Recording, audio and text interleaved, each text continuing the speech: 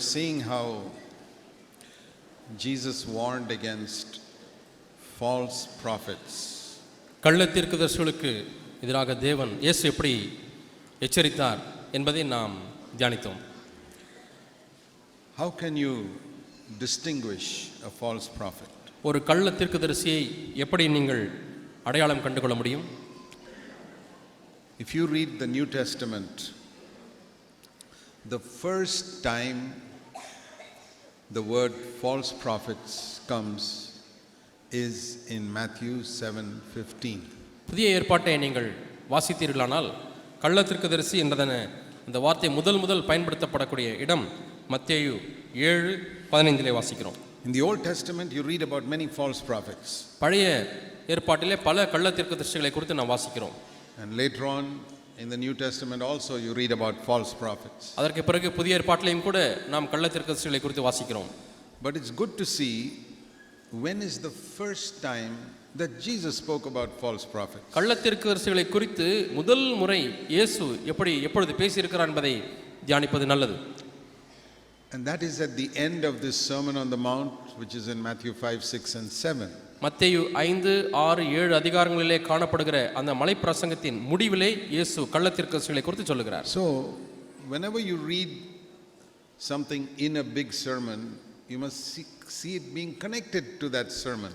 எப்பொழுதெல்லாம் நீங்கள் ஒரு பெரிய பிரசங்கத்தை இது போன்று வாசிக்கிறீர்களோ அதில் உள்ளதான கடைசி காரியத்தை மற்றவைகளோடு கூட ஒப்பிட்டு பார்ப்பது நல்லது. Matthew chapter 5, chapter 6, chapter 7 is one message.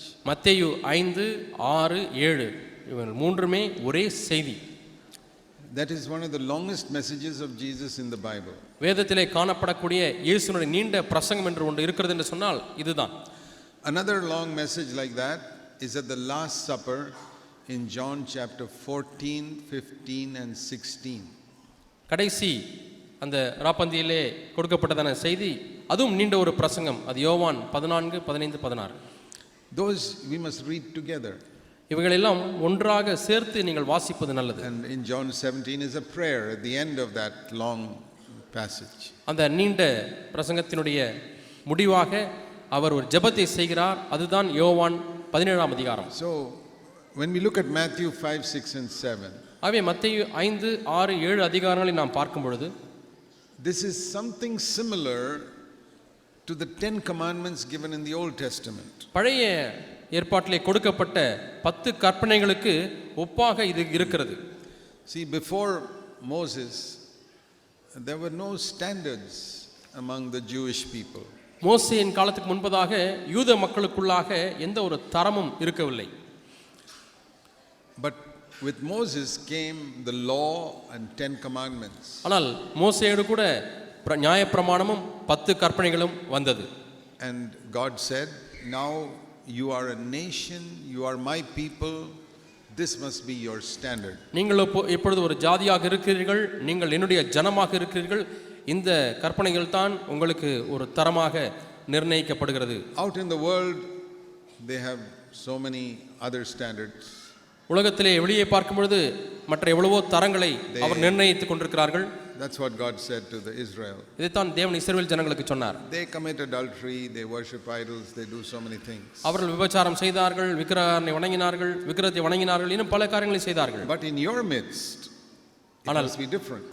உங்கள் மத்தியிலே வித்தியாசமாக இருக்க வேண்டும். You must not worship idols. விக்கிரகங்களை நீங்கள் வணங்கக்கூடாது. You must keep the Sabbath day holy. ஓய்வு நாளை பரிசுத்தமாய் ஆசரிக்க கடவீர்கள். Honor your father and mother. உங்கள் தகப்பனையும் தாயும் கனம் பண்ண வேண்டும். Must not murder, must not commit adultery. கொலை செய்யக்கூடாது, விபச்சாரம் செய்யக்கூடாது. You must not steal. களவு செய்யக்கூடாது. You must not even desire your neighbor's wife. அயலகத்தானுடைய மனைவியை இச்சிக்கவும் கூடாது. Those are the 10 commandments. இவைகள் தான் அந்த 10 கற்பனைகள். And as Israel kept those commandments, they became higher than all the other nations morally. ஆகவே இஸ்ரவேல் ஜனங்கள் இந்த கற்பனைகளை கைக்குள்ள ஒழுக்க ரீதியிலே மற்ற ஜனங்களை காட்டிலும் அவர்கள் முன்னேற்றம் அடைந்திருந்தார்கள். Then Jesus came. அதற்கு பிறகு இயேசு வந்தார். And Jesus abolished the old covenant. இயேசு பழைய அந்த உடன்படிக்கையை அவர் நிராகரித்தார். And said, now I am making a new covenant. இப்பொழுது நான் ஒரு புது உடன்படிக்கையை ஏற்படுத்துகிறேன் என்று சொல்கிறார். So if the standard of the world was down here, உலகத்தினுடைய நிலவரம் இந்த நிலையில் இருக்கிறது தரம் என்று சொன்னால், Israel with the 10 commandments was above that. 10 கற்பனைகளை பெற்ற இஸ்ரவேல் நாட்டினுடைய தரம் அதற்கு மேலாக இப்படி இருக்கிறது என்று சொன்னால், And Jesus came and established the church with a higher standard than all that. இயேசு வந்த பிறகு அவருடைய சபையினுடைய தரமானது மற்ற எல்லா தரங்களை காட்டிலும் மேலானதாக இருக்கிறது. And that is what he taught in Matthew 5, 6 and 7. இதைத்தான் அவர் மத்தேயு 5, 6, 7 அதிகாரங்களிலே போதித்தார். And that is why in Matthew 5, 6 and 7 he said things like this. ஆகவே தான் மத்தேயு 5, 6, 7 அதிகாரங்களிலே இது போன்ற காரியங்களை அவர் சொல்லுகிறார். Verse Matthew 5:21. மத்தேயு 5:21 வாசிக்கிறோம். That in the old covenant the law was you shall not commit murder. கொலை செய்யாதிருப்பாயாக என்பது பழைய உடன்படிக்கையில் சொல்லப்பட்டிருக்கிறது, பூர்வத்தாருக்கு சொல்லப்பட்டிருக்கிறது. I say to you, verse 22, you shouldn't get angry. மத்தேயு 5:22 நான் உங்களுக்கு சொல்லுகிறேன், நீங்கள் கோபப்படவும் கூடாது. See, Old Testament standard was don't murder, New Testament standard is don't get angry. பழைய ஏற்பாட்டு காலத்தில் உள்ள தரமானது கொலை செய்யாதிருப்பாயாக, புதிய உடன்படிக்கையினுடைய தரமானது கோபப்படாதிருப்பாயாக. And don't call your brother bad names. உன்னுடைய சகோதரனை கெட்ட பெயர்களை வைத்து அழைக்க வேண்டாம். In the Old Testament the standard was verse 27, don't commit adultery. பழைய ஏற்பாட்டினுடைய தரம் விபசாரம் செய்யாதிருப்பாயாக. But I say to you, don't even lust in your heart after a woman. Verse 28. நான் உங்களுக்கு சொல்லுகிறேன் 28ஆம் வசனத்திலே, ஒரு ஸ்திரியை இச்சையோடு பார்க்கிற எவனும் தன் இருதயத்திலே அவளோட விபசாரம் செய்தாயிற்று. In the Old Testament it said, verse 31, if you divorce your wife, make sure you give her a certificate. 31ஆம் வசனத்திலே பார்க்கிறோம், மனைவி தள்ளிவிடும் பொழுது தள்ளுதற் சீட்டு அதையும் கொடுக்க கடவன். But I say to you, நான் உங்களுக்கு சொல்லுகிறேன், you must not divorce at all. நீங்கள் விவாகரத்தை செய்யக்கூடாது, தள்ளிவிடுதலே கூடாது. Again verse 33, மீண்டும் 33ஆம் வசனத்திலே பார்க்கிறோம், in the Old Testament they said you should not make false vows. பழைய உடன்படிக்கையிலே பொய் ஆணை இடக்கூடாது என்று பார்க்கிறோம். That means you should not swear and then tell a lie. ஆணையிட்டு விட்டு அதற்கு பிறகு பொய் சொல்லக்கூடாது. But I say to you, நான் உங்களுக்கு சொல்லுகிறேன், you must always speak the truth. Verse 37. 37ஆம் வசனத்தில் எப்பொழுதுமே உள்ளதை உண்மையாகவே பேச வேண்டும். It's not only when you put your hand on the Bible, even when all the time you must speak the truth. கையை வேதத்தின் மேல் வைத்து சத்தியம் பண்ணும் பொழுது மட்டும் உண்மை பேசுவது என்பதல்ல, எப்பொழுதுமே உண்மைதான் பேச வேண்டும். And in the Old Testament it said in verse 38 that you must an eye for an eye and a tooth for a tooth. கண்ணுக்கு கண் பல்லுக்கு பல் என்று உரைக்கப்பட்டதை பழைய ஏற்பாட்டிலே நீங்கள் கேள்விப்பட்டிருப்பீர்கள். And that you must love your neighbor, verse 43, and hate your enemy. 43ஆம் வசனத்தில் உனக்கு அடுத்தவனை சிநேகித்து உன் சத்துருவை பகைப்பாயாக என்று சொல்லப்பட்டிருக்கிறது. I say to you, higher standard, love your enemy also. ஆனால் நான் உங்களுக்கு சொல்லுகிற தரம் மேலான தரம், உன்னுடைய சத்துருவையும் நீ நேசிப்பாயாக. Do you see how Matthew 5 is replacing the 10 commandments? மத்தேயு 5ஆம் அதிகாரம் எப்படி 10 கட்டளைகளுக்கு மாற்றாக கொடுக்கப்படுகிறது என்று பார்த்தீர்களா? I am raising the standard above the 10 commandments. 10 கற்பனைகளுடைய நிலவரத்தை காட்டிலும் என்னுடைய தரத்தை இப்பொழுது நான் உயர்த்துகிறேன் என்று ஆண்டவர் சொல்கிறார். So when Israel obeyed the 10 commandments, their standard was higher than the nation. இஸ்ரவேல் இந்த 10 கற்பனைகளுக்கு கீழ்ப்படியும் பொழுது மற்ற ஜாதிகளை காட்டிலும் இஸ்ரவேல் ஜனமானது தரத்திலே கொஞ்சம் உயர்ந்தது. When they disobeyed it, God rejected them. அவர்கள் கீழ்ப்படியாமல் போகும்போது தேவன் அவர்களை தள்ளிவிட்டார். Now today Jesus has raised the standard above even the 10 commandments. இன்றைக்கு இயேசு கிறிஸ்து 10 கற்பனைகளை காட்டிலும் தரத்தை அவர் உயர்த்தி இருக்கிறார். And said this is the standard for the church. இதுதான் சபையினுடைய தர நிர்ணயம். Matthew chapter 5. மத்தேயு 5ஆம் அதிகாரம். Now you ask yourself. இப்பொழுது உங்களை நீங்கள் கேட்டு பாருங்கள். Many of you have been Christians for many years. உங்களில் அநேகர் பல ஆண்டுகளாக கிறிஸ்தவர்களாக இருந்து வருகிறீர்கள். And you've been in other churches also. மற்ற சபைகளிலும் இருந்திருக்கிறீர்கள். You've heard many preachers. அநேக பிரசங்கியாருடைய பிரசங்கத்தை கேட்டிருக்கிறீர்கள். Here in Tuticorin there are always some type of public meeting with preachers coming and preaching. அது விசேஷமாக தூத்துக்குடி பட்டணம் என்று சொன்னால் எப்பொழுதுமே எங்கு பார்த்தாலும் ஒரு கன்வென்ஷன் நடந்து கொண்டிருக்கும், பிரசங்கியார் பிரசங்கித்துக் கொண்டிருப்பார்கள். And in all these years in your life that you have heard hundreds of sermons. இவ்வளவு ஆண்டுகளாக நீங்கள் நூற்றுக்கணக்கான பிரசங்கத்தை கேட்டிருக்கிறீர்களே. Have you heard people teach you that you must not get angry? கோபப்படக்கூடாது என்று போதிக்கிறதை பிரசங்கத்திலே கேட்டிருக்கிறீர்களா? Or that you must not lust with your eyes after a woman? அல்லது ஒரு ஸ்திரியை இச்சையோடு பார்க்க கூடாது என்று போதிக்கிறதை கேட்டிருக்கிறீர்களா? That you must speak the truth? சத்தியத்தை எப்பொழுதும் பேச வேண்டும். that you must love your enemies, உங்களுடைய சத்துருக்களை நேசிக்க வேண்டும், bless those who curse you. உங்களை சபிக்கிறவர்களை ஆசீர்வதியுங்கள். There are many more things. இன்னும் அநேக காரியங்கள் சொல்லப்பட்டிருக்கிறது. Like when you give money, verse 2, don't let even your left hand know, verse 3, what your right hand is doing. 6ஆம் அதிகாரம் 3ஆம் வசனத்திலே அங்கே பார்க்கிறோம், நீங்கள் தர்மம் செய்யும் பொழுது உன் வலது கை செய்கிறதை உன் இடது கை அறியாதிருக்க கடவது. That means when you give an offering even to God, அதனுடைய பொருள் என்னவென்றால், நீங்கள் தேவனுக்கே ஒரு காணிக்கை கொடுக்கும் பொழுது nobody must know யாருமே அதை அறியக்கூடாது. what you are giving. நீங்கள் எதை கொடுக்கிறீர்கள் என்பதை யாரும் எவ்வளவு கொடுக்கிறீர்கள் என்பதை யாரும் அறியக்கூடாது. How many churches obey that? எத்தனை சபைகள் இந்த வசனத்துக்கு கீழ்ப்படுகிறது? Somebody comes and brings a bag in front of you, offering bag. உங்களுக்கு முன்பாக காணிக்கை பையை கொண்டு வருகிறார்கள். Can you obey that verse when you put money into the bag? அந்த காணிக்கை பையிலே பணத்தை போடும்பொழுது இந்த வசனத்துக்கு கீழ்ப்படிய முடியுமா?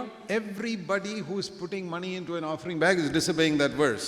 இந்த காணிக்கை பையிலே உங்களுக்கு முன்பாக கொண்டு வரப்படும் பொழுது காணிக்கை போடுகிற ஒவ்வொருவரும் இந்த வசனத்துக்கு கீழ்ப்படியாமல் போகிறார்கள். Because people around him are seeing. ஏனென்றால் பக்கத்தில் உள்ளவர்கள் அதை பார்க்கிறார்கள். And then in some churches they give you an envelope and say put your name there. சில சபைகளிலே உங்களுடைய பெயரை போட்டு கவரை ஒரு கவர்ல வேலை கொடுத்து விடுகிறார்கள். What are these churches doing? They are making you disobey the word of God. இந்த சபையில் என்ன செய்கிறது என்று சொன்னால், நீங்கள் தேவனுடைய வார்த்தைக்கு கீழ்ப்படியாமல் போகும்படியாக செய்கிறது. But have you understood that? ஆனால் இதை நீங்கள் விளங்கிக் கொண்டீர்களா? That is why God needed another church. ஆகவே தான் தேவனுக்கு இன்னொரு சபை தேவைப்பட்டது. Where we teach these things. இங்கே நாம் இந்த காரியங்களை போதிக்கிறோம். So how do we collect money in our church? ஆகவே நம்முடைய சபைகளிலே எப்படி நாம் பணத்தை வசூல் செய்கிறோம்? We keep a box. நாம் ஒரு காணிக்கை பெட்டியை வைக்கிறோம். Say, you put it there, when nobody is watching you can go and put it. அவ யாரும் கவனிக்காத பொழுது அந்த காணிக்கை பெட்டியிலே நீங்கள் போடலாம் என்று சொல்லுகிறோம். See, we have had a box in Bangalore for nearly 40 years. I don't know who puts and who doesn't put. ஆகவே பெங்களூர் சபையிலே 40 ஆண்டுகளாக அங்கே பெட்டி இருக்கிறது. யார் போடுகிறார்கள் யார் போடுவதில்லை என்று எனக்கு இதுவரை தெரியாது. And nobody can get any honor for putting because nobody knows who has put it. யார் போட்டார் என்றே தெரியாது இருக்கும் பொழுது போட்டதற்கு எப்படி கனம் கிடைக்கும்? We have tried to obey this verse. இந்த வசனத்துக்கு நாம் கீழ்ப்படிய முடியாமல் முயற்சித்திருக்கிறோம்.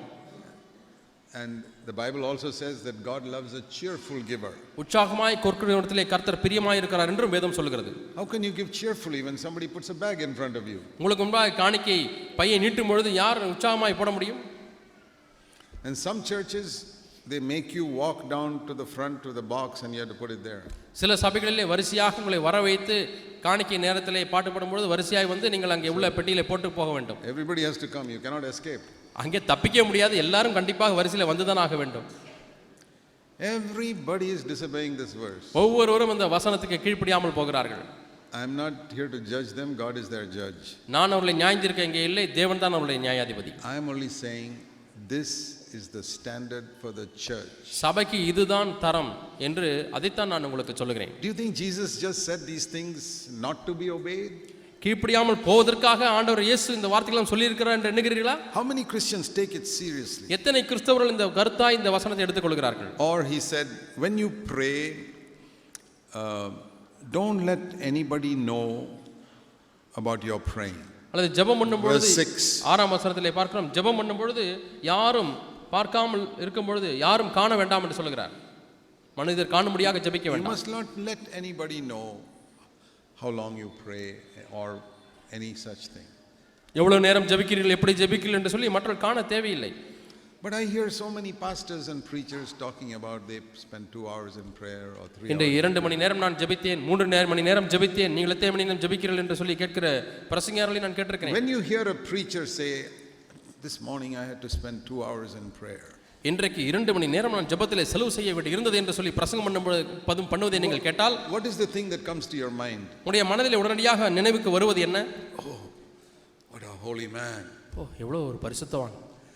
You know what comes to my mind? என்னுடைய மனதிற்கு என்ன நினைவு வருகிறது தெரியுமா? Here is a person who is disobeying God's word in Matthew chapter 6 verse 6. மத்தேயு 6ஆம் அதிகாரம் 6ஆம் வசனத்துக்கு கீழ்ப்படியாமல் இருக்கக்கூடிய ஒருவர் என்று தான் நான் நினைக்கிறேன். Why don't you feel like that? ஏன் நீங்கள் அப்படி உணர்வதில்லை? Because you have not taken Matthew 6:6 seriously. மத்தேயு 6ஆம் அதிகாரம் 6ஆம் வசனத்தை நீங்கள் கருத்தாய் எடுத்துக்கொள்ளவில்லை. When I hear a man boasting about how long he prays, எவ்வளவு நீண்ட நேரம் ஜெபிக்கிறதை குறித்து மேன்மை பாராட்டுகிற ஒரு மனிதனை குறித்து நான் கேட்கும் பொழுது I don't see him as a holy man even if he says he prayed for 4 hours. 4 மணி நேரம் ஜெபித்தேன் என்று சொன்னாலும் அவர் எவ்வளவு பெரிய பரிசுத்தவான் என்பதை நான் பார்ப்பதில்லை. I see him as a man who is disobeying God's word in Matthew 6 verse 6. மத்தேயு 6 அதிகாரம் 6 வசனத்துக்கு கீழ்ப்படியாமல் போகிற ஒரு மனிதன் என்று தான் நான் பார்க்கிறேன். Then Jesus said, அதுக்கு பிறகு இயேசு சொன்னார், when you fast, verse 18, don't let anybody know about it. நீங்கள் உபவாசம் பண்ணும்பொழுது யாரும் அதை குறித்து அறிய வேண்டாம் என்று சொல்கிறார். Haven't you heard pastors say, I fasted for 7 days or 21 days and so many things like that?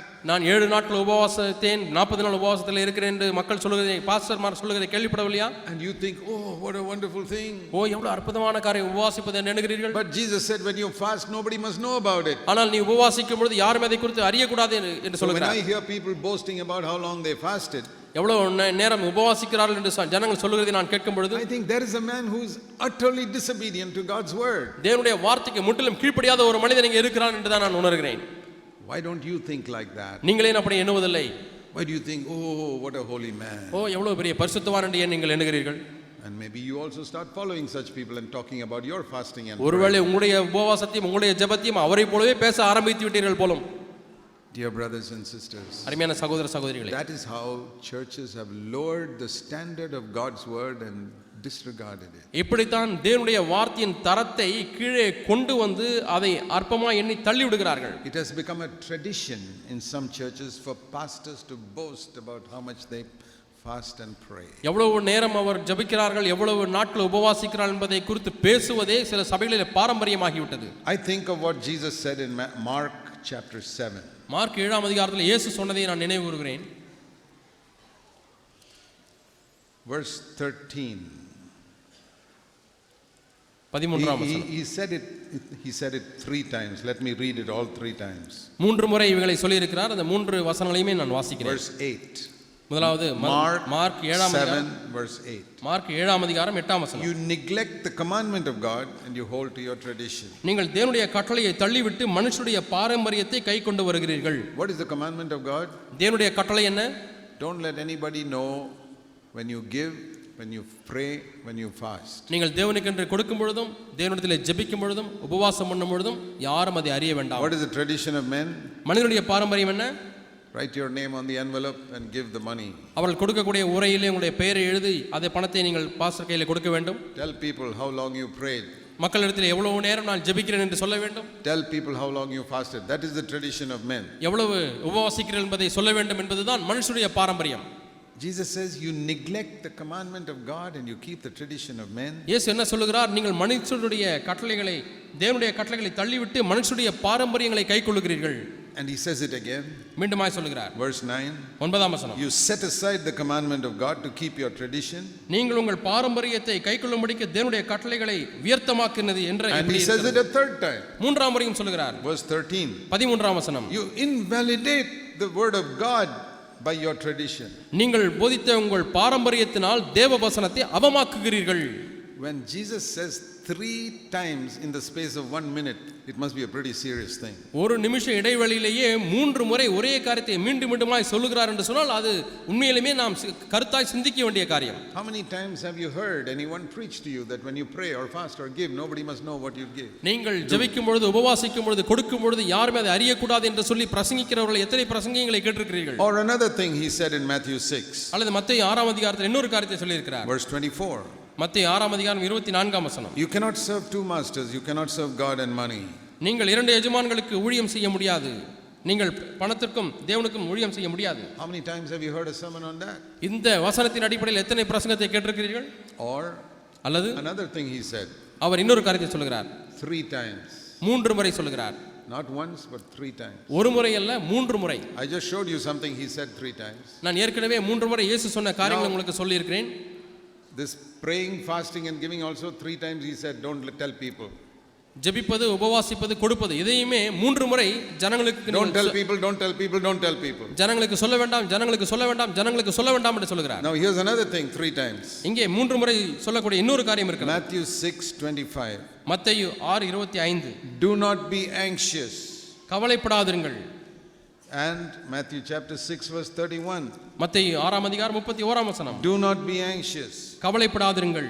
Verse 34. 34ஆம் வசனம். Do not be anxious. கவலைப்படாதிருங்கள். How many times have you heard a sermon on do not be anxious? கவலைப்படாதீர்கள் என்றதான பிரசங்கத்தை எத்தனை முறை கேட்டிருக்கிறீர்கள்? I'm just trying to tell you that the things Jesus raised the standard, but that standard is not being preached in most churches. எந்தெந்த பகுதியிலே இயேசு கிறிஸ்து தரத்தை உயர்த்தி இருக்கிறாரோ அந்த தரங்கள் இன்று अनेक கிறிஸ்தவ சபைகளிலே பிரசங்கிக்கப்படுவதில்லை. So if people don't hear about it, how will they live with that standard? அதை கேள்விப்படவே இல்லை என்று சொன்னால் அந்த தரத்தின்படி எப்படி வாழப் போகிறார்கள்? Supposing God gave Moses the 10 commandments and he never told anybody about it. மோசேக்கு தேவன் 10 கற்பனைகளை கொடுத்திருக்கிறார். மோசே அதை யாருக்குமே சொல்லவில்லை என்று வைத்துக் கொள்வோம். Supposing Moses had said, அல்லது மோசே எப்படி சொல்லி இருக்கிறார் என்று வைத்துக் கொள்வோம். oh, don't commit adultery. How can we preach that? People are so weak in this area, they will fall now and then. விபச்சாரம் செய்யாதிருப்பாயாக என்ற கட்டளை எப்படி பிரசங்கிப்பது? ஜனங்கள் எல்லாரும் பலவீனமாக இருக்கிறார்கள், இப்பொழுதும் அப்பொழுதுமாக வேசினத்தில் விபச்சாரத்தில் விழத்தான் செய்வார்கள். Don't lust after your neighbor's wife. How can we preach that? People will do it. அயலகத்தானுடைய மனைவி இச்சியாதிருப்பாயாக என்று எப்படி மக்களால் அதை கீழ்ப்படிய முடியும்? ஏன் அதை பிரசங்கிக்க வேண்டும் என்று எண்ணியிருந்தால்? But he didn't say that. ஆனால் மோசே அப்படி சொல்லவில்லை. He said, these are the 10 commandments God has given you. தேவன் உங்களுக்கு கொடுத்த 10 கட்டளைகள் இவைகள்தான் என்று மோசே சொன்னார். Now when Jesus raised that standard, இயேசு அந்த தரத்தை உயர்த்தும் பொழுது it is the responsibility of every servant of God to say this is the standard which God Jesus has laid down for the church. சபைக்கென்று இயேசு கொடுத்திருக்கக்கூடிய தர நிர்ணயம் இதுதான் என்று பிரசங்கிப்பது ஒவ்வொரு தேவ ஊழியன் மேலும் விழுந்த கடமை. And then he said, அதற்கு பிறகு சொல்கிறார் Matthew 7 மத்திய 7ஆம் அதிகாரம் verse 14, 14ஆம் வசனம். this gate for this new life that I've been talking about is very small. நான் இவ்வளவு நேரம் பேசிக் கொண்டிருந்தேனே அந்த ஜீவனுக்கு போகிற வாசல் இடுக்கமாய் இருக்கிறது. The way is very narrow. அந்த வழி நெருக்கமாய் இருக்கிறது. There is a broader way, ஒரு விசாலமான வழி உண்டு. but I am preaching a narrow way. ஆனால் நானோ குறுகலான பாதையை பிரசங்கிக்கிறேன். We can compare it to the Old Testament. நாம் பழைய ஏற்பாடோடு கூட ஒப்பிட்டு பார்க்க முடியும். Here is a broad way that says don't commit murder. கொலை செய்யாதிருப்பாயாக என்று சொல்லக்கூடிய விசாலமான பாதை ஒன்று உண்டு. But I am saying a narrow way, don't get angry. ஆனால் கோபப்படாதே என்று சொல்லக்கூடிய ஒரு குறுகலான வழியை நான் உங்களுக்கு போதிக்கிறேன். Here is a broad way which says don't commit adultery. விபச்சாரம் செய்யாதிருப்பாயாக என்று போதிக்கக்கூடிய அகலமான வழி ஒன்று உண்டு. But I am showing you a narrow way, don't even lust in your mind. நான் ஒரு குறுகலான பாதை உங்களுக்கு சொல்லுகிறேன். உள்ளத்திலே இருதயத்திலே இச்சிக்க கூட கூடாது. Here is a broad way which says when you put your hand on your Bible, speak the truth. இங்கே அகலமான வழி, நீங்கள் உங்களுடைய கையை வேதத்திலே வைத்து சத்தியம் பண்ணும் பொழுது உண்மையை தான் பேச வேண்டும். But here is a narrow way which says you must always speak the truth 24 hours a day. ஆனால் ஒரு நாளில் 24 மணி நேரமும் நீங்கள் உண்மையை தான் பேச வேண்டும் என்கிறதான குறுகலான வழி. Here is a broad way which says you are permitted to hate your enemy. Here is a narrow way which says you must love your enemies also. உன் சத்துருக்களை பகைப்பதற்கு அனுமதிக்கப்படுகிறது என்று சொல்கிற அகலமான வழி, இங்கே சத்துரையும் நேசிக்க வேண்டும் என்று சொல்லக்கூடிய குறுகலான வழி. Here is a broad way which says when you give some money, it's quite all right if you get a little honor in the church for that. தேவனுக்கென்று பணத்தை கொடுக்கும் பொழுது மற்றவர்கள் தெரிந்து அதன் மூலமாக உங்களுக்கு கனம் பெற்றுக்கொண்டால் அது பரவாயில்லை என்று சொல்லக்கூடியதான விசாலமான வழி. But here is a narrow way which says when you give money, don't get any honor, don't let anybody know that you gave. இங்கே குறுகலான வழி, பணம் நீங்கள் தேவனுக்கு கொடுக்கும் பொழுது அது நிமித்தமாக எந்த கனத்தையும் பெற்றுக்கொள்ள வேண்டாம், யாரும் அதை அறியாமல் நீங்கள் கொடுக்க வேண்டும். Here is a broad way which says when you pray and fast, it's all right to testify about it.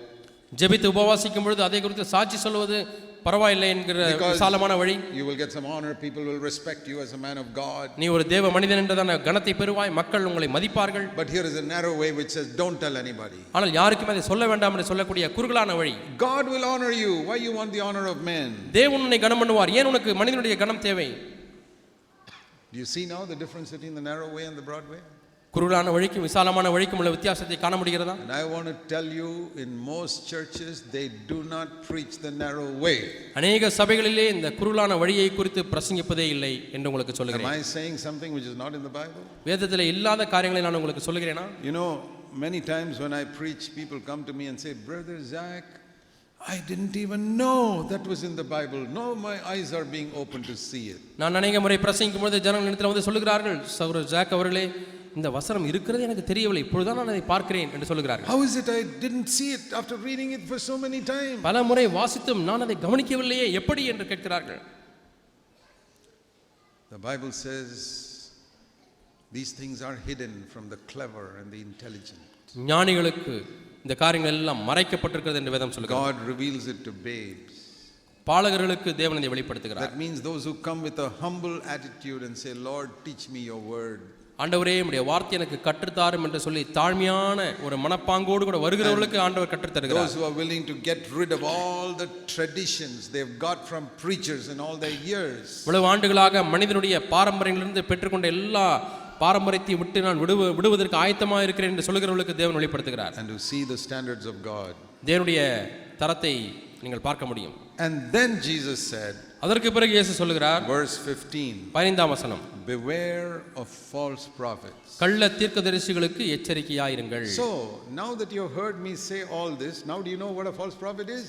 இப்பொழுது நான் சொன்ன இவைகள் எல்லாம் கேள்விப்பட்ட பிறகு இப்பொழுது கள்ள தீர்க்கதரிசிகள் யார் என்று உங்களால் அறிந்து கொள்ள முடிகிறதா? False prophet is not the one who says Jesus Christ is not God. இயேசு கிறிஸ்து தேவன் அல்ல என்று சொல்லுகிற ஒரு கள்ள தீர்க்கதரிசி அல்ல. The false prophet is the one who says Jesus Christ is God. இயேசு கிறிஸ்து தான் தேவன் என்று சொல்லுகிறவர்களே தான் கள்ள தீர்க்கதரிசி இருக்கிறார். He died for your sin. உடைய பாவங்களுக்காக மரித்தார் என்று சொல்லுவார். He rose again from the dead. மரித்து வந்து உயிரோடு எழும்பினார். But ஆனால் it is not serious if you get angry. கோபப்பட்டால் அது அவ்வளவு சீரியஸான பாவம் அல்ல. It is not serious if you lust with your eyes. கண்களினால இச்சித்தால் அது அவ்வளவு சிறிய காரியம் அல்ல. It's not so serious if you tell a few lies. ஒரு சில பொய்களை நீங்கள் சொன்னால் அவ்வளவு சிறிய காரியம் அல்ல, கொடிதான காரியம் அல்ல. Do you think that's a false prophet? That is the false prophet Jesus is speaking about. இங்கே இயேசு இப்படிப்பட்ட கள்ள தீர்க்கதரிசிகளை குறித்து தான் பேசுகிறார். It's not serious if you tell other people how much you pray and how much you fast. எவ்வளவு நேரம் ஜெபிக்கிறீர்கள், எவ்வளவு நேரம் உபவாசிக்கிறீர்கள் என்று மற்றவர்களிடத்திலே சொன்னால் அவ்வளவு சீரியஸான காரியம் அல்ல. It's not serious if you tell other people how much money you gave for God's எவ்வளவு work. தேவனுடைய ஊழியத்திற்கென்று பணம் கொடுத்தீர்கள் என்று மற்றவர்களிடத்திலே சொன்னால் அது அவ்வளவு கொடிய காரியம் அல்ல.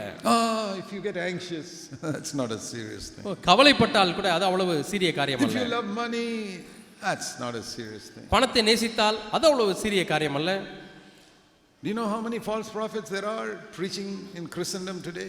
இன்றைக்கு கிறிஸ்தவத்தில் எவ்வளவு கள்ள தீர்க்கதரிசிகள் பிரசங்கித்துக் கொண்டிருக்கிறார்கள் என்று உங்களுக்கு தெரியுமா? When you read a verse, read it in the context of the whole message. ஒரு வசனத்தை நீங்கள் வாசிக்கும் பொழுது அந்த முழு செய்தியின் பின்னணியிலே நீங்கள் அதை வாசிக்க வேண்டும். So when you read beware of false prophets, நீங்கள் கள்ள தீர்க்கதரிசிகள் எச்சரிக்கையாயிருங்கள் என்று சொல்லும் பொழுது what is he talking about in the verses before that? அதற்கு முன்பாக உள்ள வசனங்களில் எதை குறித்து அவர் பேசிவிட்டு இதை சொல்லுகிறார் என்று நீங்கள் நிதானிக்க வேண்டும்.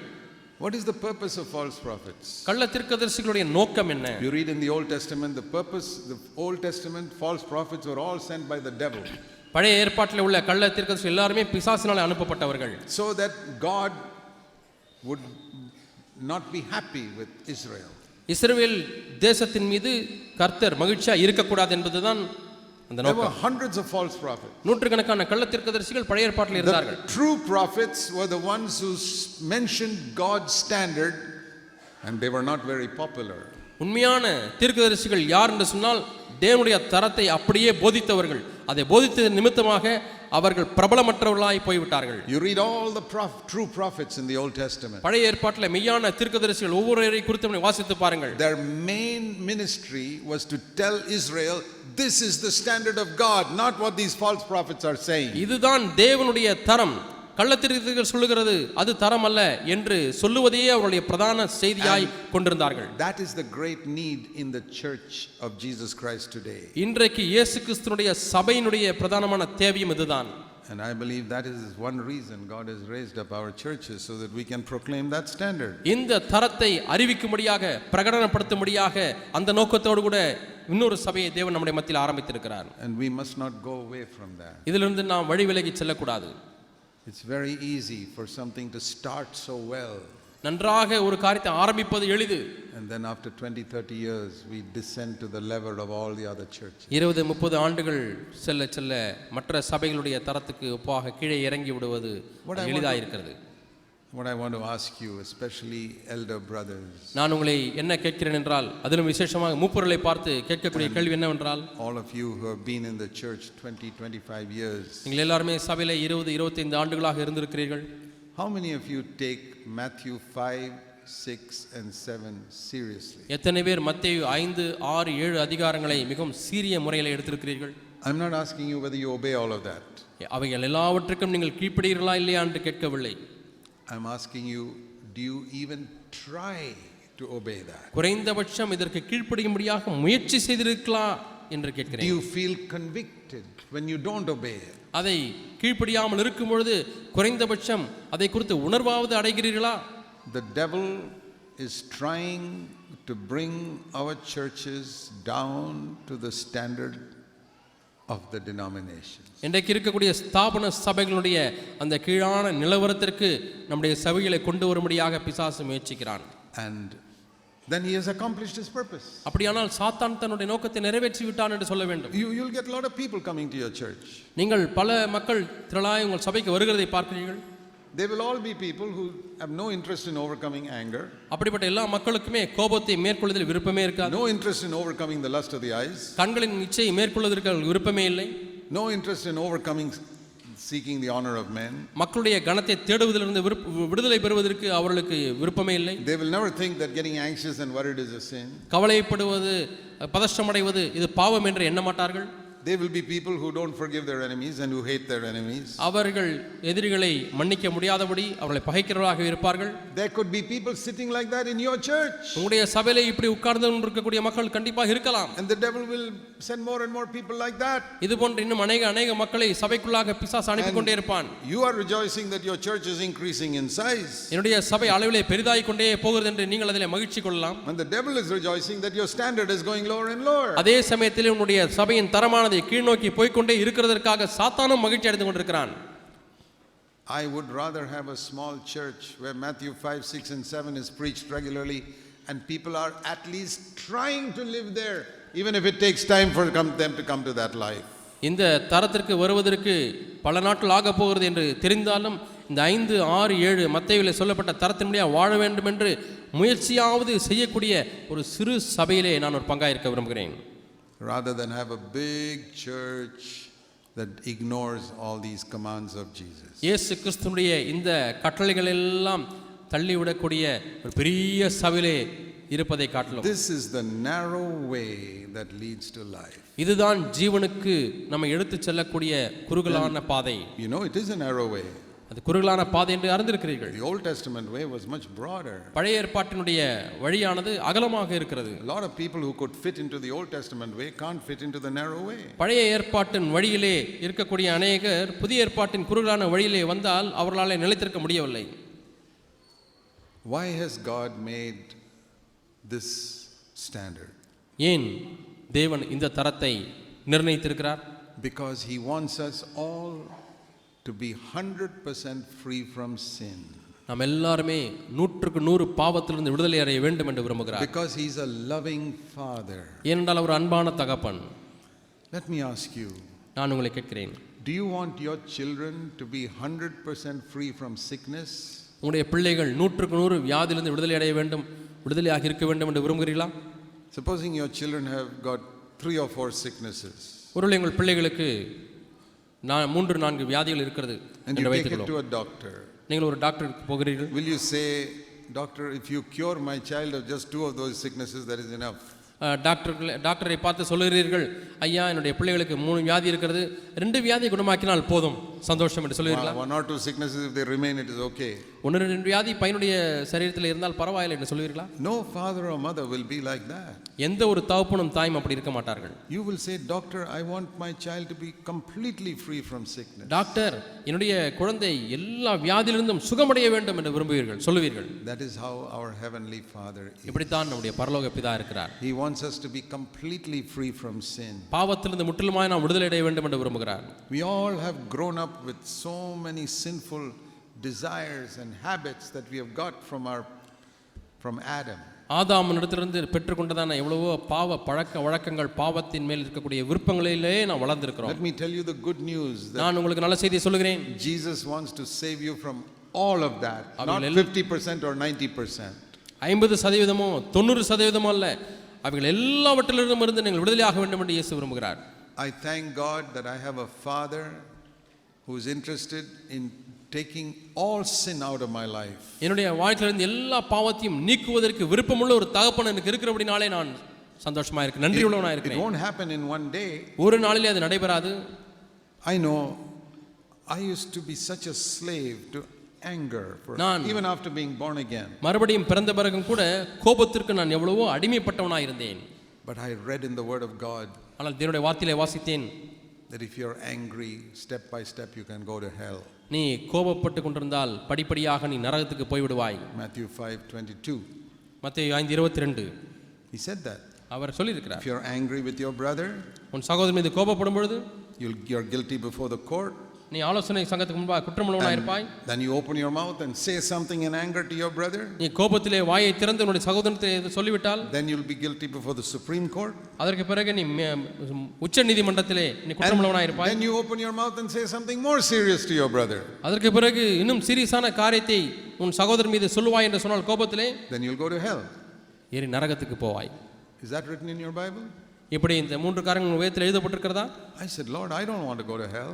ஆண்டவரே, நான் நரகத்துக்கு போக விரும்பவில்லை. Why is it no preacher ever told me that if I keep on living in anger, I'll finally go to hell? நான் கோபத்திலேயே வாழ்ந்து கொண்டிருந்தால் கடைசியாக நரகத்துக்கு போவேன் என்று சொல்லி ஏன் எந்த பிரசங்கியாரும் எனக்கு பிரசங்கியவில்லை? Because the devil has blinded those preachers that they won't tell people that. ஜனங்களுக்கு இந்த சத்தியத்தை சொல்லக்கூடாதபடிக்கு அந்த பிரசங்கியாருடைய கண்களை சாத்தான் குருடாக்கி விட்டான். Let me ask you. நான் கேட்கிறேன், Do you think the devil wants you to be free from anger completely? நீ முற்றிலுமாக கோபத்திலிருந்து விடுதலை அடைய வேண்டும் என்று பிசாசு விரும்புகிறானா இல்லையா? God wants it. தேவன் விரும்புகிறார். The devil does not want it. ஆனால் பிசாசுக்கு அது விருப்பமில்லை. Because he wants you to be with him forever. ஏன்னா நித்தியமாக பிசாசோடு கூட நீ இருக்க வேண்டும் என்று விரும்புகிறான். Even if you don't believe Matthew 5:22, the devil believes it. மத்தேயு 5:22 நீ விசுவாசிக்காவிட்டாலும் பிசாசு விசுவாசிக்கிறான். So a day came in my life many years ago when I decided to take Matthew 5:22 seriously. அநேக ஆண்டுகள் முன்பதாக மத்தேயு 5:22 மிகவும் சீரிய முறையில் எடுத்துக்கொள்ள வேண்டும் என்று நான் விரும்பினேன். I said, Lord, I'm surrounded by false prophets in Christianity who never told me this. ஆண்டவரே, எனக்கு சொல்லாத பொய் தீர்க்கதரிசிகளை சூழ்ந்து எனக்கு இருக்கிறார்கள் ஆண்டவரே. யாரும் இதை எனக்கு சொல்லவில்லை. I'm going to take it seriously. நான் இதை கருத்தா எடுத்துக்கொள்ள போகிறேன்.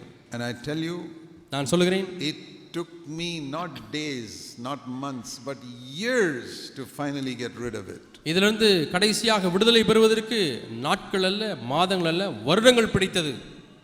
Years and years and years. எவ்வளவோ வருடங்கள் இதை மேற்கொள்வதற்கு. I said, Lord, I don't care how long it takes. I'm going to be 100% free from this sickness. ஆண்டவரே, இந்த பாவத்திலிருந்து விடுதலை அடைவதற்கு எவ்வளவு ஆண்டுகள் ஆனாலும் அது எனக்கு கவலை இல்லை, ஆனால் நான் விடுதலை அடைய வேண்டும். What about lusting with the eyes? கண்களினால் இச்சிக்கிறதை குறித்து என்ன? Every young man, every older man is guilty of it. ஒவ்வொரு இளம் மனிதனும் ஒவ்வொரு முதிய மனிதனும் இந்த விஷயத்தில் குற்றமுள்ளவனா இருக்கிறான். Everyone has fallen in this ஒவ்வொருவனும் இந்த பகுதியில் விழுந்திருக்கிறார்கள். Even after they are born again, மறுபடியும் பிறந்த பிறகும் கூட they fall in this area. இந்த பகுதியில் வீழ்ச்சி அடைகிறார்கள். But how many fight it and battle it? ஆனால் எத்தனை பேர் இதிலே போராடி அவர்கள் மேற்கொள்ளுகிறார்கள்? I was just like any other young man. மற்ற எந்த வாலிபனை போலவும் தான் நானும் இருந்தேன். A day came in my life, I said, I'm going to fight this and fight this and fight this and finish with it in my life. நான் இதனோடு கூட போராடி இதோடு முடித்து விட விரும்புகிறேன் என்று சொல்லக்கூடிய ஒரு நாள் வந்தது. In the mind, மனதிலே it took me years. பல ஆண்டுகள் ஆனது.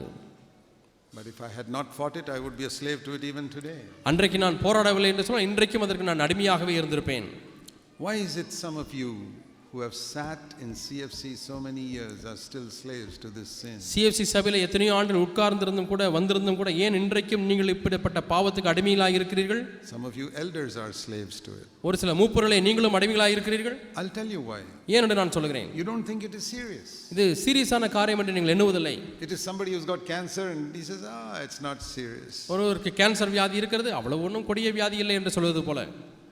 See, if a doctor tells some illiterate, uneducated woman you got cancer, ஒரு படிக்காத ஒரு பாட்டியிடத்திலே உனக்கு புற்றுநோய் வந்திருக்கிறது என்று ஒரு மருத்துவர் சொன்னால் she is not bothered. She doesn't know what cancer is. புற்றுநோய் என்றால் என்ன என்றே தெரியாது. ஆகவே அவர்களுக்கு கவலையே இல்லை. She thinks it's just like having a little cough or a cold or something. ஏதோ இருமல் வந்தது போல, சளி பிடித்தது போல இது ஒரு வியாதி என்று எண்ணிக்கொண்டிருக்கிறார்கள் இந்த மூதாட்டி. She is not bothered. அவர்களுக்கு அதை குறித்து அக்கறை இல்லை. You tell an educated person that he's got cancer, படித்த ஒரு நபரிடத்திலே உனக்கு புற்றுநோய் இருக்கிறது என்று சொல்லுங்கள், he won't be able to sleep at night. இரவிலே தூங்கவே மாட்டார். He will spend lakhs of rupees to be free from it. இதிலிருந்து விடுதலை அடைய முடியாத லட்சக்கணக்கான ரூபாயை செலவு செய்வார். The same way, அதே போல when you understand that these sins are destroying you, you will really be eager to get free from இந்த them. பாவங்கள் எல்லாம் உன்னை அழித்துக் கொண்டிருக்கிறது என்பதை உண்மையாலுமே நீ நம்புவாய் என்று சொன்னால் எப்படியாவது விடுதலையாக வேண்டும் என்று நீ If you விருப்பப்படுவாய். don't take these sins seriously, it is because you are uneducated. நீ படிக்காதவனா இருக்கிறபடினாலே கல்வியறிவு இல்லாதவனா இருக்கிறபடினாலே தான் இந்த பாவங்களை சீரியஸான பாவங்கள் எடுத்துக்கொள்ள முடியவில்லை. Very educated in worldly things. உலக காரியங்கள் என்று படிக்க வரும்பொழுது அதிகமாக You படித்திருக்கிறாய். may be postgraduate or doctor. நீ ஒரு முதுகலை பட்டம் பெற்றவனாக அல்லது முனைவராக கூட இருப்பாய். Spiritually you are uneducated. ஆனால் ஆவிக்குரிய ரீதியிலே கல்லாதவனாய் இருக்கிறாய். That is why you think this is not a serious thing. ஆகவே தான் இவைகள் எல்லாம் சீரியஸான காரியங்கள் என்று நீ எண்ணுவதில்லை. Lusting with the eyes. கண்களினால் இச்சிப்பது, Anger.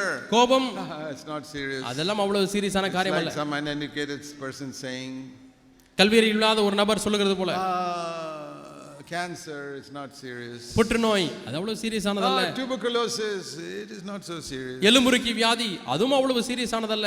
Only uneducated people talk like that. படிப்பறிவு இல்லாதவர்கள் தான் அப்படி பேசுவார்கள். And Christendom is full of spiritually uneducated people who don't take seriously what Jesus has said. இயேசு கிறிஸ்து சொன்ன காரியங்களை சீரியஸா எடுத்துக்கொள்ள அறியாத ஆவிக்குரிய ரீதியிலே கல்வியறிவு இல்லாதவர்களாய் அநேக கிறிஸ்தவர்கள் காணப்படுகிறார்கள். One of the greatest burdens in my heart என்னுடைய உள்ளத்தில் இருக்கக்கூடிய மிகப்பெரிய பாரங்களிலே ஒன்று is that all the brothers and sisters in CFC churches will start taking these sins seriously. இந்த பாவங்களை சீரியஸாய் CFC சபையில் இருக்கக்கூடிய ஒவ்வொருவரும் எடுத்துக்கொள்ள வேண்டும் என்பதே என்னுடைய உள்ளத்தின் பாரம். And will say, Lord, if ஆண்டவரே, it takes me 10 years to 10 get rid of வருடங்களானாலும் it, இதை விட்டு விடுவதற்கு 10 வருடங்கள் ஆக போகிறது என்றாலும் I'm going to fight it for 10 years. நான் 10 வருஷங்களும் போராடுவேன். If it takes me 20 years, I'll fight it 20 years, but I'm determined to be free from this sickness. 20 ஆண்டுகள் ஆக போகிறது என்றாலும் நான் இந்த வியாதியிலிருந்து விடுதலை பெறுவதற்கு போராட போகிறேன் என்பதை தீர்மானித்து விட்டேன். I'm not going to listen to the false prophets who make the way broad and say, oh, it is all right. இதெல்லாம் ஒன்றும் பொருட்டல்ல, இதெல்லாம் பரவாயில்லை என்று குறுகலான வழியை அகலமாக்குகிறவர்களுக்கு நான் செவி கொடுக்க மாட்டேன். There is a narrow way that leads to life. ஜீவனுக்கு நடத்தி செல்லுகிறதான குறுகலான பாதை ஒன்று உண்டு. To the abundant life that Jesus promised. இயேசு வாக்களித்ததான பரிபூர்ண ஜீவன். That is a life of fellowship with the Father. பிதாவோடு கூட இருக்கக்கூடிய ஐக்கியப்பட்ட வாழ்க்கை. Where we live in constant fellowship with the Father. எப்பொழுதுமே பிதாவோடு கூட இருக்கக்கூடிய தொடர்ந்து இருக்கக்கூடிய ஐக்கியத்திலே வாழக்கூடிய வாழ்க்கை. When we come into that fellowship with the Father, அந்த பிதாவோடு கூட இருக்கக்கூடிய அந்த ஐக்கியத்துக்கு நான் வரும்பொழுது our joy becomes full. நம்முடைய சந்தோஷம் நிறைவாகிறது. You know why you get so discouraged so often? அடிக்கடி ஏன் அதிரியப்படுகிறீர்கள், சோர்வடைகிறீர்கள் என்று தெரியுமா? I'll tell you the reason. நான் காரணத்தை சொல்லுகிறேன். It's not because there are problems in the life, in the world. உலகத்திலே பிரச்சனைகள் இருப்பதனாலே அல்ல. Everybody faces problems in the world. உலகத்திலே எல்லாருமே பிரச்சனைகளை சந்திக்கிறார்கள். It is because you have not taken sin seriously. நீங்கள் பாவத்தை சீரிய முறையில் எடுத்துக்கொள்வதில்லை. I know, I used to be so discouraged in those days. அந்த நாட்களிலே நான் அதிகமாக அதிரியப்படுவேன். So discouraged. எவ்வளவோ சோர்ந்து போய் விடுவேன். It's gone from my life completely. முற்றிலுமாக என்னுடைய வாழ்க்கையை விட்டு அது நீங்கி போய் விட்டது. Today, I know the reality of Philippians 4:4. பிலிப்பியர் 4ஆம் அதிகாரம் 4ஆம் வசனத்தினுடைய அந்த உண்மையான காரியத்தை யதார்த்தத்தை நான் அனுபவித்திருக்கிறேன். Rejoice in the Lord always. கர்த்தருக்குள் எப்பொழுதும் சந்தோஷமாயிருங்கள். No matter who does something or does not do something, யார் எதை செய்தாலும் சரி, யார் எதை செய்ய விட்டாலும் சரி, or what happens to me or does not happen to me, அல்லது எனக்கு என்ன நடந்தாலும் சரி, என்னது நடக்கவில்லை என்றாலும் சரி, I can rejoice. நான் சந்தோஷமாயிருக்க முடியும். The reason? காரணம் என்ன? Because I've started taking sin seriously in my life. என்னுடைய வாழ்க்கையில பாவத்தை சீரியஸாய் நான் எடுத்துக்கொள்ள ஆரம்பித்து விட்டேன். I want to recommend it to you. உங்களுக்கும் இதை நான் பரிந்துரைக்கிறேன். This is the narrow way. இதுதான் குறுகலான பாதை. Beware of the false prophets கள்ள தீர்க்கதரிசிகளுக்கு எச்சரிக்கையாயிருங்கள். who never preach this narrow way to இந்த you. இடுக்கமான வழியை பிரசங்கிக்காத கள்ள தீர்க்கதரிசிகளுக்கு எச்சரிக்கையாயிருங்கள். How to know these false prophets? இந்த கள்ள தீர்க்கதரிசிகளை எப்படி நீங்கள் அறிந்து கொள்ள முடியும்? You know, there's the fruit of the Spirit and the gifts of the Spirit. ஆவியின் வரங்கள் என்று உண்டு, ஆவியின் கனிகள் என்று உண்டு. Which is more important? எது அதிக முக்கியம்? Well, let's look at the life of Jesus. இயேசுடைய வாழ்க்கையை நாம் பார்ப்போம். Both are necessary. இரண்டுமே தேவைதான். If Jesus had no gifts of the Spirit, இயேசுக்கு ஆவியின் வரங்கள் இல்லாதிருந்தால் he would never have healed a sick person. அவர் எந்த ஒரு வியாதியையும் குணமாக்கி இருந்திருக்க He முடியாது. would never have cast out a demon. எந்த ஒரு பிசாசையும் துரத்தி இருந்திருக்க முடியாது. He would not have been able to preach. பிரசங்கித்து இருந்திருக்க முடியாது. You know, if we don't have the gift, if I don't have a gift of the Holy Spirit, I can't preach here. இந்த ஆவியின் வரங்கள் எனக்கு இல்லை என்று சொன்னால் நானும் பிரசங்கிக்க முடியாது. For 50 years I have prayed that God would give me the gift of prophecy to preach God's word. 50 ஆண்டுகளாக ஆண்டவரே உம்முடைய வார்த்தையை பிரசங்கிக்கக்கூடிய தீர்க்கதரிசன வார்த்தை தாரும் என்று ஜெபித்திருக்கிறேன். Even now I pray for it. இன்றுமே அப்படி ஜெபிக்கிறேன். I value the gifts of the Holy Spirit. பரிசுத்த ஆவியானுடைய வரங்களை நான் மதிக்கிறேன்.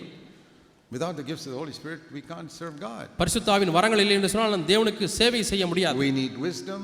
நமக்கு ஞானம் தேவை, We need discernment. பகுத்தறிவு தேவை, We need knowledge. அறிவு தேவை, We need faith விசுவாசம் தேவை, to solve problems in churches. சபையில் இருக்கக்கூடிய பிரச்சனைகளை தீர்ப்பதற்குரிய ஞானம் தேவை. We need these gifts of the Holy Spirit. இந்த பரிசுத்த ஆவியினுடைய வரங்கள் எல்லாம் நமக்கு தேவை. Jesus had them. இயேசுவுக்கு அவைகள் இருந்தன. And we must seek for them. Only then we can serve the church. நாமும் இதை நாடி தேட வேண்டும். அப்பொழுது மட்டுமே சபையை கட்ட முடியும். Many people don't seek for it. அநேகர் இவைகளை தேடுவதில்லை. That is why there are so many people preaching boring, useless sermons. ஆகவே தான் அநேகர் போர் அடிக்கக்கூடியதான உபயோகமில்லாத பிரசங்கங்களை செய்து கொண்டிருக்கிறார்கள். They don't seek God for the anointing of the Holy Spirit. பரிசுத்த ஆவியினுடைய அபிஷேகத்துக்காக தேவனை தேடுவதில்லை. They don't seek God for the gifts of the Holy Spirit. பரிசுத்த ஆவியின் வரங்களுக்காக தேவனை தேடுவதில்லை. They don't study the word of God. தேவனுடைய வார்த்தையை கவனமாய் படிப்பதில்லை. I value the gifts of the Holy Spirit. பரிசுத்த ஆவியின் வரங்களை நான் மதிக்கிறேன். But what I want to say is this. ஆனால் நான் என்ன சொல்ல விரும்புகிறேன் என்றால், Jesus had the fruit of the Holy Spirit for 33 and a half years. இயேசுவுக்கு பரிசுத்த ஆவியானுடைய கனிகள் 33 ஆண்டுகளாக இருந்தது. And he had the gifts of the Holy Spirit only for 3 and a half years. அதே சமயத்தில் ஆவியினுடைய வரங்கள் அவருக்கு 3.5 ஆண்டுகள் மட்டுமே இருந்தது. So what do you learn from that? இதிலிருந்து நீங்கள் என்ன கற்றுக்கொள்கிறீர்கள்? Both are necessary. இரண்டுமே தேவைதான். But the fruit of the Spirit is 10 times more important than the gifts of the Spirit. ஆனால் ஆவியின் வரங்களை காட்டிலும் ஆவியின் கனிகள் 10 மடங்கு அதிக முக்கியத்துவம் வாய்ந்தது. So if I value the gifts of the Spirit to some extent, I must value the fruit of the Spirit 10 times more than that. அவை ஒரு குறிப்பிட்ட வரத்தை நான் அதிகமாக மதித்தேன் என்று சொன்னால் அந்த கனியை நான் 10 மடங்கு அதிகமாக மதிக்க வேண்டும். False prophets do not do that. கள்ள தீர்க்கதரிசிகள் இதை செய்வதில்லை. False prophets do not value the fruit of the Spirit. கள்ள தீர்க்கதரிசிகள் ஆவியின் கனிகளை மதிப்பதில்லை. They only value the gifts of the Spirit. அவர்கள் ஆவியின் வரங்களை மட்டுமே மதிக்கிறார்கள். That is what he is saying here. அதைத்தான் இங்கே அவர் சொல்லுகிறார். Listen to this. கவனியுங்கள். Verse 15, Matthew 7. மத்தேயு 7ஆம் அதிகாரம் 15ஆம் வசனம். Beware of false prophets. கள்ள தீர்க்கதரிசிகளுக்கு எச்சரிக்கையாக They இருங்கள். will come to you in sheep's clothing. அவர்கள் ஆட்டுத்தோலை போர்த்து கொண்டு வருவார்கள். Sheep's clothing means the correct doctrine. ஆட்டுத்தோல் என்று சொன்னால் சரியான உபதேசம். They look like sheep when you listen to them. நீங்கள் அதை கேட்கும் பொழுது ஆடுகளைப் போலவே காட்சியளிக்கிறார்கள். Inside they are ravenous wolves. ஆனால் உள்ளத்திலோ அவர்கள் பட்சிக்கிற ஓநாய்கள். Now just think of that. இதை எண்ணி பாருங்கள். Why does a wolf put on sheep's clothing and pretend to be a wolf? ஏன் ஒரு pretend to be a sheep? ஏன் ஒரு ஓநாய் ஆட்டுத்தோலை போர்த்து கொண்டு ஆட்டைப் போலவே பாசாங்கு செய்கிறது? Why does he want to get inside the fold of the sheep? ஆட்டு மந்தைக்குள்ளாக இந்த ஆட்டுத்தோலை போர்த்து கொண்டு ஏன் உள்ளே வர ஆரம்பிக்கிறது? You think he's coming there to bless the sheep? அங்கே உள்ளே வந்து ஆட்டு மந்தையெல்லாம் ஆசீர்வதிப்பதற்காக வருகிறதா? No, it's to bite and grab things from the sheep. அந்த ஆட்டினுடைய கரியை மாம்சத்தை பட்சித்து சாப்பிடும்படியாக வருகிறது. And whenever a preacher comes to get something from you, எப்பொழுதெல்லாம் ஒரு பிரசங்கியார் உங்களிடத்திலிருந்து ஒன்றை பட்சிக்கும்படியாக எடுத்துக்கொள்ளும்படியாக வருகிறாரோ, there is only one name for him. அவருக்கு ஒரே ஒரு பெயர் தான் கொடுக்கப்பட்டிருக்கிறது. He is a wolf. அவர் ஒரு ஓநாய். Even if he is wearing sheep's clothing. ஆட்டுத்தோலை போர்த்து கொண்டிருந்தாலும் சரி அவர் ஓநாய். There are many like that. அநேகர் அப்படி இருக்கிறார்கள். And how to distinguish them? எப்படி அடையாளம் பார்ப்பது? Verse 16, you will know them by their fruits. அவருடைய கனிகளினாலே அவர்களை அறிவீர்கள். Verse 17, if it's a good tree, it will definitely bear good fruit. நல்ல மரமெல்லாம் கண்டிப்பாக நல்ல கனிகளை கொடுக்கும். If it's a bad tree, verse 19, it will be cut down by God one day. ஆனால் கெட்ட கனி கொடுக்கக்கூடிய மரமாய் இருந்தால் ஒரு நாளிலே அது வெட்டுண்டு அக்கினியிலே போடப்படும். A second time he says, you will know them by their fruits, verse 20. 20ஆம் வசனத்திலே மீண்டுமாய் அவர் சொல்கிறார், அவருடைய கனிகளினாலே அவர்களை அறிவீர்கள். So Jesus is repeating something.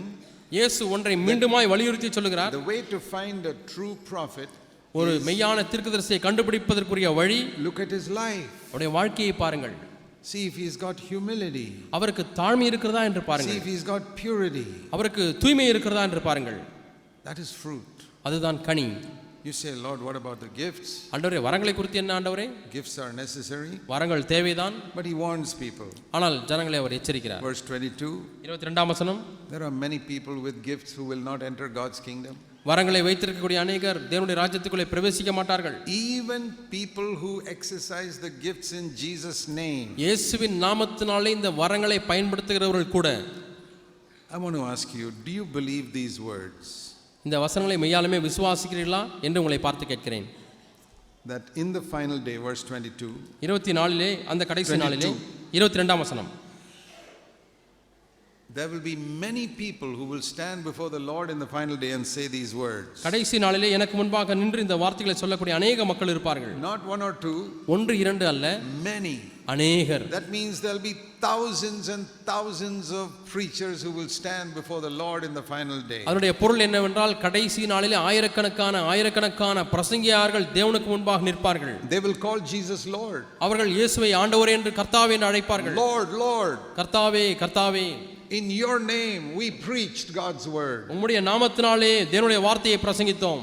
Lord, in your name we cast out demons. கர்த்தாவே உம்முடைய நாமத்தினாலே பிசாசுகளை விரட்டினோம். Lord, in your name we did not one or two miracles but many miracles. உம்முடைய நாமத்தினாலே ஒன்று இரண்டு அற்புதங்களை செய்தோம் என்று அல்ல, அநேக அற்புதங்களை செய்தோம். These are all gifts. இவைகள் எல்லாம் வரங்கள். And the Lord will say to them in that day. அந்த நாளிலே கர்த்தர் உங்களை பார்த்து சொல்வார். Remember, this day is coming. You will see it yourself one day. நீங்களாக ஒரு நாளிலே இதை பார்ப்பீர்கள், கண்டிப்பாக இது வரும். You and I will see it in that day. This is exactly like this. நீங்களும் நானும் இதே போல நடப்பதை பார்ப்போம். We will hear Jesus saying to those preachers, அந்த பிரசங்கியார்களுக்கு இயேசு சொல்லுகிறதை நாம் கேட்போம். I never knew you. உங்களை நான் அறியேன். Depart from me, you who have got sin in your life. உங்களுடைய வாழ்க்கையிலே பாவம் இருக்கிறது, ஆகவே என்னை விட்டு அகன்று போங்கள். What does that teach us? இது நமக்கு என்ன சொல்லுகிறது, போதிக்கிறது? That the most important thing to deal with in our life is sin. நம்முடைய வாழ்க்கையில இடைபடக்கூடிய மிக முக்கியமான ஒரு காரியம் இருக்கிறது என்று சொன்னால் அதுதான் பாவம். Now supposing you reverse the story. நீங்கள் இப்பொழுது இந்த கதையை அப்படியே மாற்றுகிறீர்கள் என்று வைத்துக் கொள்வோம். That people come to the Lord தேவனிடத்திலே வருகிற ஜனங்கள் and say, Lord, ஆண்டவரே, I really sought to be free from sin in my life. என்னுடைய வாழ்க்கையில் உண்மையாலுமே பாவத்திலிருந்து விடுதலையாக முடியாய் முயற்சித்தேன். All my life I really sought with all my heart to be free from sin. வாழ்க்கை முழுவதுமாக முழு இதயத்தோடு கூட பாவத்திலிருந்து விடுதலையாக வேண்டுமே என்று முயற்சித்தேன் ஆண்டவரே. But will the Lord say to them, அவர்களை பார்த்து ஆண்டவர் இப்படி சொல்லுவாரா? But you never cast out demons. ஆனால் நீ பிசாசை விரட்டவில்லை, You never healed the sick. நீ வியாதியஸ்தரை You சுகமாக்கவில்லை, never preached. நீ பிரசங்கிக்கவில்லை, Depart from me. என்னை விட்டு அகன்று போன்னு சொல்லுவாரா? You think he will say that? அப்படி சொல்ல எண்ணுகிறீர்களா? No. இல்லை. There you can understand which is more important. இங்கே நீங்கள் எது அதிக முக்கியமானது என்பதை விளங்கிக் கொள்ள To முடியும். be free from sin or to do miracles. பாவத்திலிருந்து விடுதலை அடைவது முக்கியமா, அற்புதங்களை செய்வது முக்கியமா? You tell me, my brother, sister, என் சகோதரியை நீங்கள் சொல்லுங்கள். which preacher do you admire the most? நீங்கள் அதிகமாய் மெச்சிக்கொள்ளுகிற பிரசங்கியார் யார்? Somebody who does miracles or somebody who preaches freedom from sin? அற்புதங்களை செய்யக்கூடிய பிரசங்கியாரை மெச்சிக்கொள்கிறீர்களா அல்லது பாவத்திலிருந்து விடுதலையை பிரசங்கிக்கக்கூடிய பிரசங்கியாரை மெச்சிக்கொள்கிறீர்களா? Most Christians today admire a preacher who can do miracles. அநேக ஜனங்கள் அற்புதங்களை செய்யக்கூடிய பிரசங்கியார்களை மட்டும்தான் வியந்து பார்க்கிறார்கள், They மெச்சிக்கொள்கிறார்கள். do not admire a preacher who talks about being free from sin. பாவத்திலிருந்து விடுதலையாக வேண்டும் என்று பிரசங்கிக்கக்கூடிய பிரசங்கியார்களை மெச்சிக்கொள்வதே But இல்லை. when Jesus comes back, ஆனால் இயேசு திரும்ப வரும்பொழுது you will discover whom he admires, அவர் யாரை மெச்சிக்கொள்ள போகிறார் என்பதை நீங்கள் கண்டுபிடிப்பீர்கள். and you will get a surprise. உங்களுக்கு அன்று பெரிய ஒரு ஆச்சரியம், வியப்பு காத்திருக்கும். Be someone who preaches freedom from sin. பாவத்திலிருந்து விடுதலை பிரசங்கிக்கக்கூடிய ஒரு நபராய் இருந்து விடுங்கள். And seek to be like that in your life first, otherwise you can't preach it. முதலாவது நீங்களே பாவத்திலிருந்து விடுதலையாக வேண்டும், இல்லாவிட்டால் இந்த பிரசங்கிக்க முடியாது. What is this meaning, I never knew you? நான் உங்களை அறியேன் என்று சொல்லுகிறாரே, அதனுடைய அர்த்தம் என்ன? That is a question that puzzles people. ஜனங்களுக்கு இது வியப்பாக இருக்கிறது. How can these people who the Lord says, I never knew you, but they did miracles in his name? ஆண்டவர்களை பார்த்து எனக்கு உங்களை தெரியாதுன்னு சொல்லுகிறார், ஆனால் இவர்கள் எப்படி ஆண்டவருடைய நாமத்தில் அற்புதங்களை செய்தார்கள்? What is the meaning of knowing? And the Lord saying, I knew you. நான் உன்னை அறிந்திருக்கிறேன் என்று சொல்லுகிறாரே, அதனுடைய அர்த்தம் என்ன? When you read in the Old Testament, பழைய ஏற்பாட்டிலே நீங்கள் வாசிக்கும் பொழுது it says Adam knew his wife and they had a child. ஆதாம் ஏவாளை அறிந்தாள், அவர்களுக்கு ஒரு பிள்ளை பிறந்தது என்று பார்க்கிறோம். It is speaking of that intimate relationship that a husband has with his wife through which a child is born. கணவன் மனைவிக்கு இருக்கக்கூடிய நெருக்கமான உறவு, அது நிமித்தமாய் பிறக்கக்கூடிய குழந்தை என்று பார்க்கிறோம். That is the most intimate relationship in among human beings. மனுஷர்களுக்குள்ளே இருக்கக்கூடிய மிகவும் நெருக்கமான உறவு இருக்கிறது என்று சொன்னால் அதான் கணவன் மனைவிக்குள்ள ஒரு நெருக்கம். You don't have that type of relationship with your father or mother or brother or sister. தகப்பனோடோ தாயோடோ அல்லது சகோதரனோடோ சகோதரியோட அப்படிப்பட்ட உறவு இருப்பதில்லை. This most intimate relationship God has designed between husband and wife. இந்த மிகவும் நெருக்கமான உறவை தேவன் கணவன் மனைவிக்குள்ளாக இருக்கும்படியாக அவர் நியமித்திருக்கிறார். The two shall become one flesh. இருவரும் ஒரே மாம்சமாவார்கள். You can't say that about father and son. தகப்பனையும் மகனையும் குறித்து அப்படி சொல்ல முடியாது. You can't say that about brother and brother. ஒரு சகோதரனுக்கு இன்னொரு சகோதரனுக்குமோ சகோதரனுக்கும் சகோதரிக்குமோ சொல்ல முடியாது. Only between husband and wife. கணவன் மனைவிக்கு மட்டுமே இருக்கக்கூடிய உறவு. The two shall become one flesh. இருவரும் ஒரே மாம்சமாவார்கள். What does this mean? அதனுடைய அர்த்தம் என்ன? Turn with me to Ephesians 5:31. எபேசியர் 5:31க்கு திருப்புங்கள். எபேசியர் 5:31. A man shall cleave to his wife and the two shall become one flesh. ஒரு மனிதன் தன் மனைவியுடன் இசைந்திருப்பான், இருவரும் ஒரே மாம்சமாய் இருப்பார்கள். What am I speaking about? நான் எதை குறித்து பேசுகிறேன்? Verse 32. 32ஆம் வசனம். I am speaking about Christ, the husband, and his wife, the church. நான் புருஷனாக இருக்கக்கூடிய கிறிஸ்துவை பற்றியும் மனைவியாக இருக்கக்கூடிய சபையை பற்றியும் சொல்லுகிறேன். That's what he's talking in verse 23. The husband is the head of the wife, like Christ is the head of the church. 23ஆம் வசனத்தில் அதை தான் சொல்கிறார். எப்படி கிறிஸ்து சபைக்கு தலையாக இருக்கிறது போல புருஷன் மனைவிக்கு தலையாக இருக்கிறார். Like Adam knew his wife. ஆதாம் ஏவாளை அறிந்திருந்தது போல Christ wants to know us not in the body but in our spirit. கிறிஸ்து நம்மை சரீர பிரகாரமாக அல்ல நம்முடைய ஆவியிலே அறிந்து கொள்ளும்படியாக விரும்புகிறார். It says in 1 Corinthians 6. 1 கொரிந்தியர் 6ஆம் அதிகாரம். 1 Corinthians 6. 1 கொரிந்தியர் 6ஆம் அதிகாரம். When you join up with a woman, verse 16. 1 Corinthians 6:16, the two will become one flesh.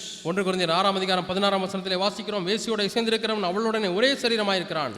But when we join with the Lord, verse 17, we become one spirit with him. அப்படியே 17ஆம் வசனத்திலே கர்த்தரோடு இசைந்திருக்கிறவனும் அவருடனே ஒரே ஆவியாய் இருக்கிறான். So when the Lord says, I never knew you, அவன் நான் உங்களை அறியேன் என்று ஆண்டவர் சொல்லும் பொழுது, he says, you never allowed me to become very intimate with you. உன்னோடு கூட நான் நெருக்கமான விதத்திலே ஆவியிலே இசைந்திருப்பதற்கு நீ ஒரு காலம் அனுமதிக்கவில்லை என்று சொல்கிறார். It's like a wife who tells her husband, yeah, you can live with me in the house but don't come near and touch me. ஒரு மனைவி கணவனிடத்திலே சொல்லுவது போல, இந்த வீட்டிலே நீங்கள் வாழலாம், ஆனால் ஒரு காலம் என்னிடத்தில் நெருங்கி வர வேண்டாம், என்னை தொட வேண்டாம். You're my husband and all but don't touch me. Just நீ என்னுடைய கணவன் தான், ஆனால் என்னை தொட வேண்டாம் என்று சொல்கிறது போல. Some people know Jesus like that. சிலர் இப்படி தான் இயேசுவை அறிந்திருக்கிறார்கள். Yeah, I want you to take me to heaven. ஆண்டவரே நீர் என்னை பரலோகத்துக்கு எடுத்து செல்ல வேண்டும், but don't come too near me. ஆனால் எனக்கு அதிக நெருக்கமாய் வர வேண்டாம் ஆண்டவரே. And the Lord says, okay. ஆண்டவர் சரி என்று சொல்லி விடுவார். I never knew you. நான் உன்னை அறியவில்லை. Do you want the Lord to really know you in your spirit? உங்களுடைய ஆவியிலே உண்மையாலுமே தேவன் உங்களை அறிந்து கொள்ள வேண்டும் என்று விரும்புகிறீர்களா? Really close to you like a husband comes to his wife. கணவன் மனைவியிடத்தில் நெருங்கி வருகிறது போல ஆண்டவர் உங்களை நெருங்கி வர வேண்டும் என்று விரும்புகிறீர்களா?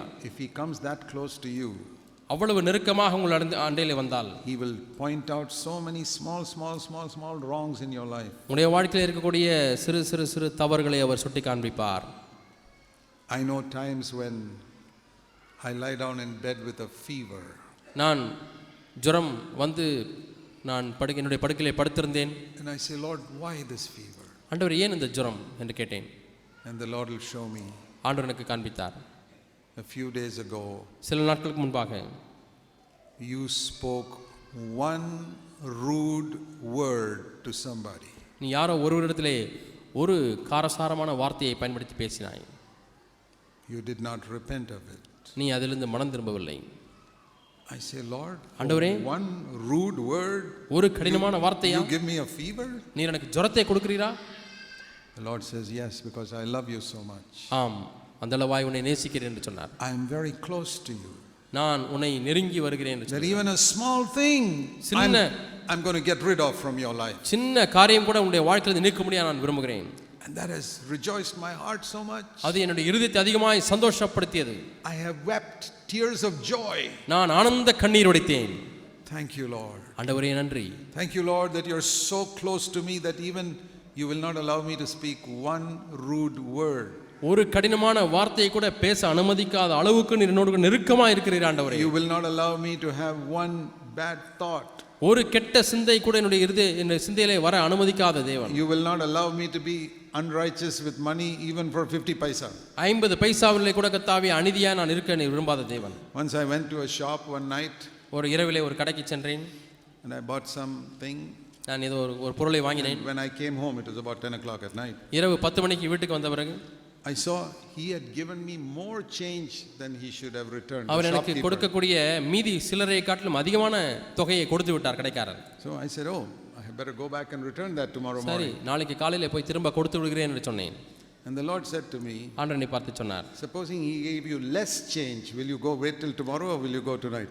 உனக்கு சிலரை குறைவாய் கொடுத்திருந்தால் நீ நாளைக்கு போவாய் இன்னைக்கே போய் விடுவாய் என்று கேட்டார். I know, if he gave me less change, I'll go immediately. பணம் கம்மியாக கொடுத்து விட்டால் உடனே நான் போய் சொல்லி வாங்கி விடுவேன். The Lord said, if he gives you more change also, go immediately and give it. அதிகப்படியான பணத்தை சிலரை தெரியாமல் கொடுத்து விட்டாலும் நீ போய் உடனே செலுத்து என்று சொன்னார். At 10 o'clock at night, I got into the scooter and went back to the shop. 10 மணிக்கு நான் இரவு 10 மணிக்கு ஸ்கூட்டரை எடுத்துக்கொண்டு அந்த கடைக்கு போனேன். I said, you gave me too much change, here is the balance. நீங்கள் எனக்கு அதிகமாக கொடுத்து விட்டீர்கள், இதோ அந்த மீதி உள்ள தொகை என்று கொடுத்து விட்டேன். Why do I do that? ஏன் நான் அதை செய்கிறேன்? I could have said, Lord, it's okay, tomorrow I'll give it. சரி ஆண்டவர், நாளைக்கு காலையில் கொடுக்கிறேன் என்று சொல்லியிருக்கலாம். I want Jesus to be very close to me. இயேசு எனக்கு அதிக நெருக்கமாக இருக்க வேண்டும் என்று நான் விரும்பினேன். I don't want to keep him away for one night. ஒரு இரவு கூட அவரை தூரமாக வைத்து விட விரும்பவில்லை. Tomorrow morning we will come close. ஆண்டவரே, தூரமாயிரும், காலைக்கு நெருங்கி வாரும் என்று You சொல்லவில்லை. know, when you're careless like that about what the Lord says to you, உங்களிடத்தில் தேவன் சொல்லுகிற இப்படிப்பட்ட காரியங்களை குறித்து கவலையினமாய் இருப்பீர்களானால், the Lord says, you're like the wife who says, don't come near me, just stay in the house but don't come and touch இந்த me. வீட்டில் நீங்கள் வாழலாம், புருஷனை பார்த்து ஆனால் என் கிட்ட வராதீங்க என்று சொல்லக்கூடிய ஒரு மனைவியை போல நீங்கள் இருக்கிறீர்கள். I don't want to be like that. நான் அப்படி இருக்க விரும்பவில்லை. Like Adam knew his wife, I want Adam the எவளை Lord அறிந்தது போல to know me. ஆண்டவர் என்னை அப்படியாய் அறிந்து கொள்ள வேண்டும் என்று I விரும்புகிறேன். don't want the Lord to say in the final day, I never knew you. உன்னை நான் அறியவில்லை என்று சொல்லி ஆண்டவர் கடைசி நாளில் என்னை You பார்த்து just சொல்ல wanted me to விரும்புகிறேன். live in your house. நான் உன்னுடைய வீட்டிலே வாழ வேண்டும் என்று அனுமதித்தாய், I never knew you. ஆனால் உன்னை நான் அறியவில்லை. Oh, you preached, you did miracles, but I never knew you. நீ அற்புதங்களை செய்தாய், பிரசங்கித்தாய், ஆனால் நான் உன்னை அறியவில்லை.